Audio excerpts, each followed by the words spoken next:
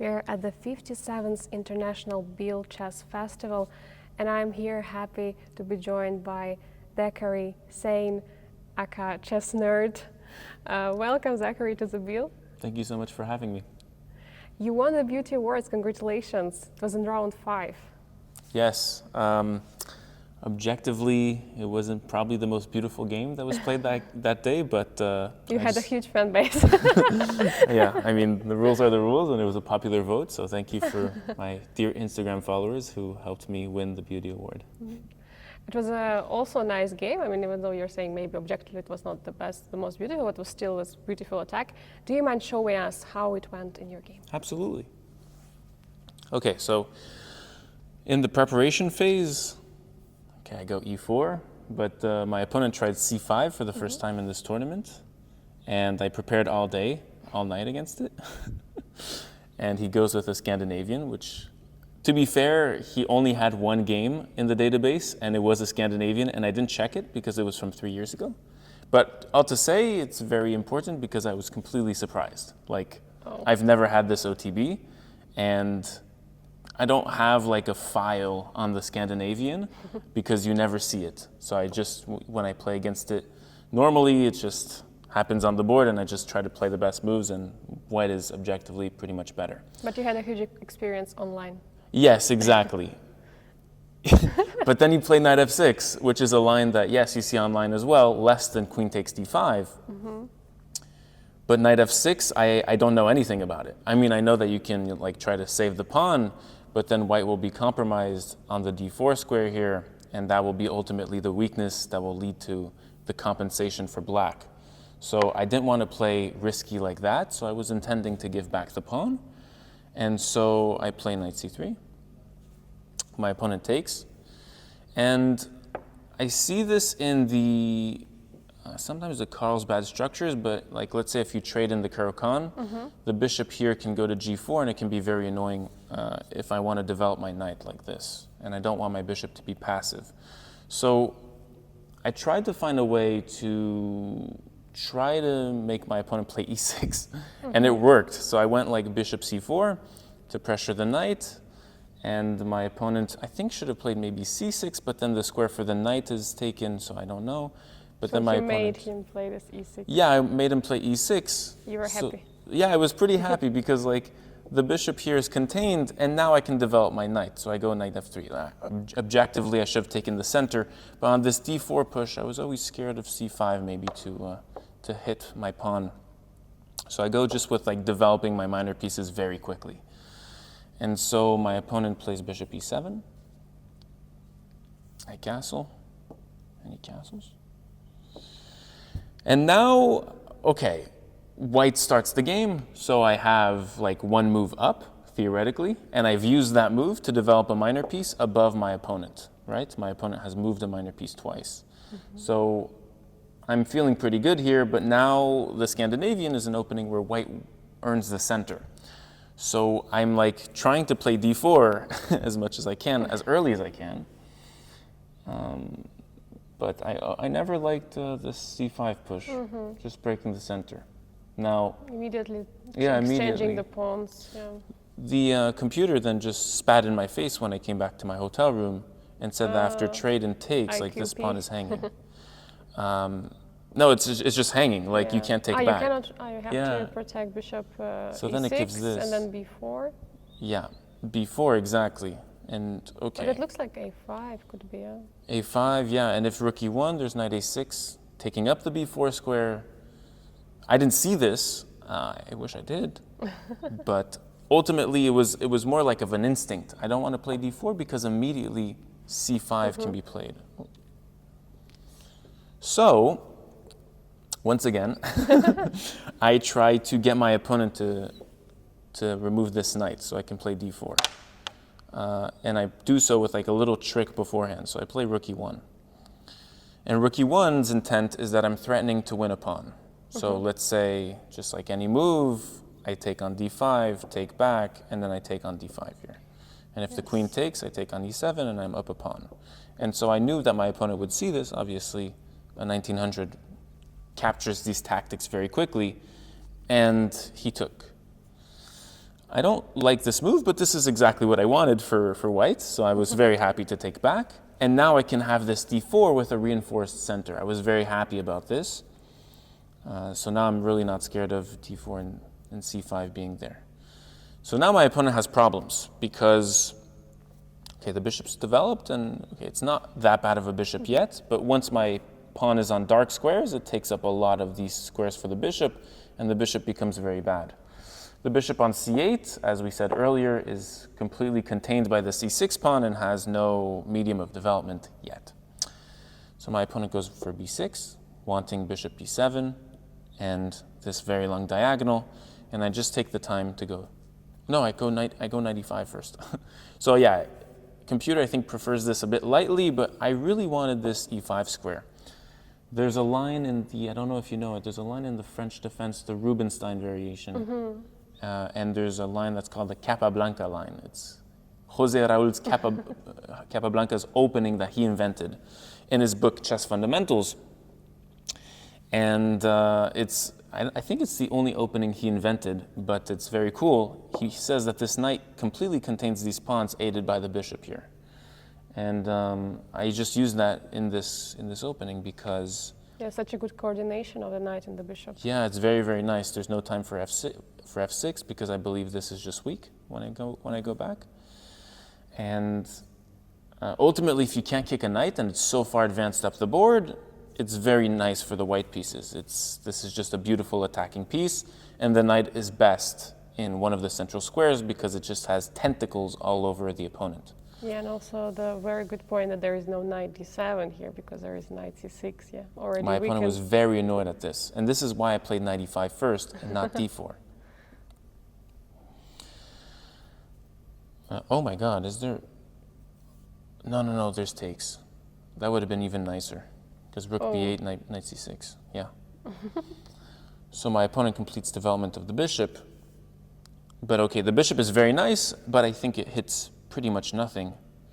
And so the computer goes like queen g4 here, but I just really wanted to take the center. My idea, I saw this like moves before, is that on d4, my opponent can attack the center now with c5, but I have this quick queen g4. This is what happened in the game, actually. And the whole basis of this idea is that my development is accelerated so quickly. So for example, let's not even think of tactics here, because there's tactics on all of these moves. Yes.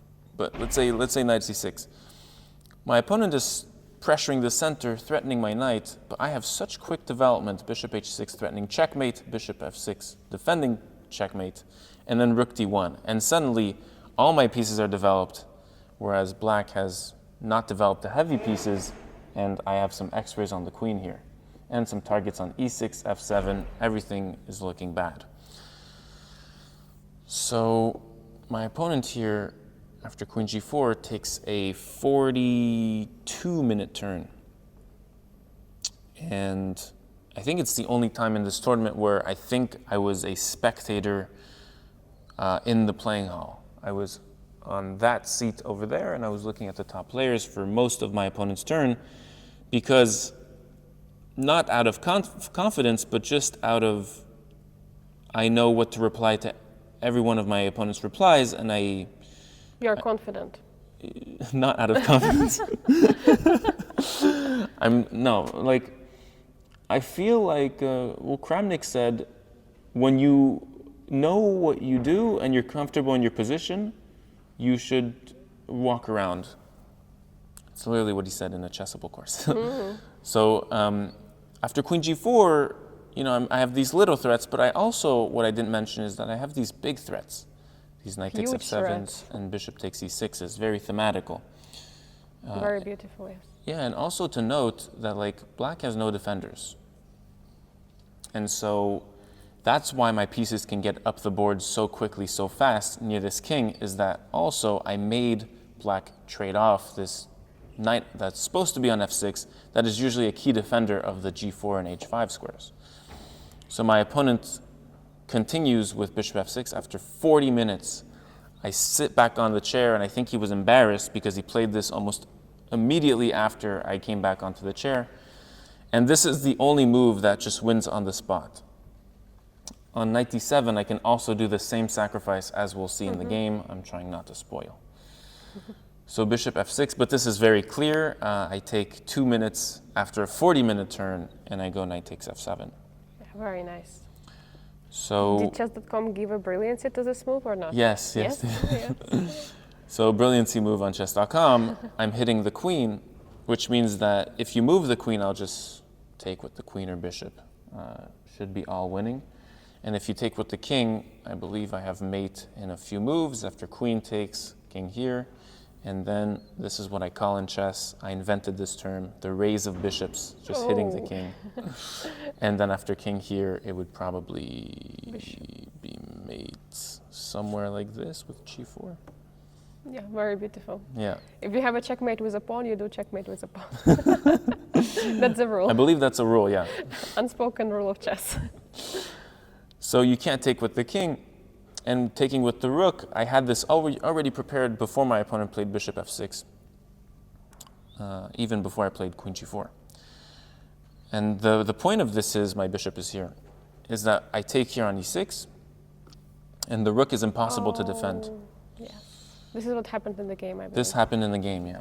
So you can defend the rook with the queen however you want, but I have this very nice queen takes f7, queen takes, and then rook e8 is checkmate. Very beautiful. Aided by the pin of the queen by my bishop, by my undefended bishop. Oh no, my queen, and then it's a checkmate. Exactly. So my opponent obviously sees this and goes knight d7. And now I take on f7 with check. My opponent goes here, and I have had a few miniatures in my life, not many, maybe like 3. This is like my 3rd one ever. And, well, this one is a miniature because I think I found a very precise move which allowed my opponent to just give up right now. So you're up a rook and 2 pawns for a knight, and you really have to play cutting edge to force a resignation, and I feel like I played very well here. I observed that there was, in the fine words of Max Euwe, tactics require observation. I observed that there was a pin on this knight to this bishop here, and that this knight all around just has no squares that are forward. So I just played the very clean bishop b5, and the knight has no squares now. On knight b8, I have rook e8 that just checkmates. On knight f8, I take the bishop that's undefended on b7, and the knight c8, the same. Yeah, bishop c8. The coordination is lacking, and I have rook e8 checkmate. And so after bishop e5, my opponent realized he has no moves, and he has to forfeit another one of their pieces, and my opponent resigned. Yeah, very beautiful game. Thank you, Zachary, for showing the game. How do you feel yourself here in Biel? Is it your first time participating at the Biel Chess Festival? It is. I am on a journey to play the biggest tournaments in Europe this year. I've played many of the big tournaments with a lot of very talented players, and Biel is certainly one of them. And I'm very happy to be here. It's certainly the kindest tournament in terms of time control and format. So for me, this feels like an extraordinary tournament that's unparalleled compared to the other tournaments in Europe. So I'm very happy. Yeah, also you have at the same time Grandmaster Triathlon happening on the stage. Yes, exactly. You get to play next to the world's top players, which is just a blessing. Just a beautiful add-on. Zachary, you're also, you're a chess player, but mainly you're a chess influencer. How do you combine these two arts? So, like, of course, you would like to play chess, but you also always have to do recaps. You have to always do the social media posts and so on. How do you combine? I try my best. After the win of that day, I felt so good that I just made a few Instagram posts, which I would never do during this tournament because I'm solely focused on this tournament. So I just try, but yeah, I've been greatly failing at recaps. In my last tournament, I didn't do any recaps, which I'm sure some people were disappointed about. And this tournament, I haven't done recaps yet. But this will be the game you will do a recap on. I think I'll recap the tournament, but maybe just after the tournament because I'm trying to Yes, of stay like completely focused. A luxury that I didn't have in my previous tournaments because I was either streaming it or extremely busy before the rounds recording recaps, and I just want to take this one slow and round by round to maximize performance and results, hopefully. So yeah. Today we're having the Blitz tournament. Are you participating? Yes, I am participating in the Blitz. My second Blitz tournament since coming back to chess only, and I'm very excited. It's a 13-round Blitz tournament with 3+2.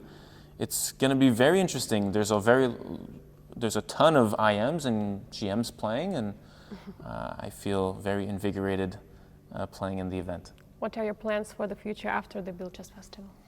So I'm playing in a tournament in Portugal in the month of August, and I've decided to stay in the Netherlands for 3 more months until my residency expires in late November. And I'm still figuring out my tournaments from September, October, November. But all the same, I'm very happy to be staying in Europe for 3 short more months until I go back to Canada. Thank you so much for your time and best of luck for the next rounds. Thanks for having me, Angelika.